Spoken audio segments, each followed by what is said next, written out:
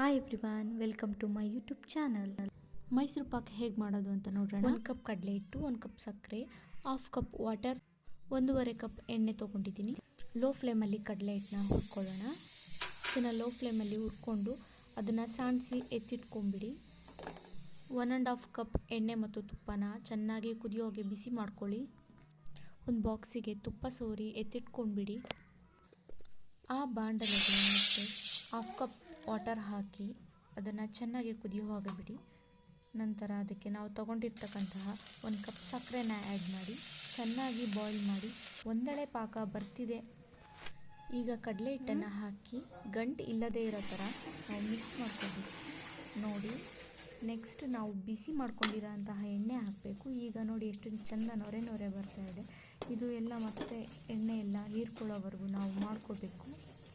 ಇದೇ ರೀತಿ 3 ಬಾರಿ ಎಣ್ಣೆ ಹಾಕಿ ನಂತರ ಇದು ಎಣ್ಣೆ ಬಿಡೋಕ್ಕೆ ಸ್ಟಾರ್ಟ್ ಆಗುತ್ತೆ. ಆಗ ತುಪ್ಪ ಹಚ್ಚಿರೋ ನಮ್ಮ ಬಾಕ್ಸಿಗೆ ಹಾಕಿಬಿಟ್ಟು 10 ಮಿನಿಟ್ಸ್ ಬಿಟ್ಟು ಅದನ್ನು ನೀಟಾಗಿ ಕಟ್ ಮಾಡಿ.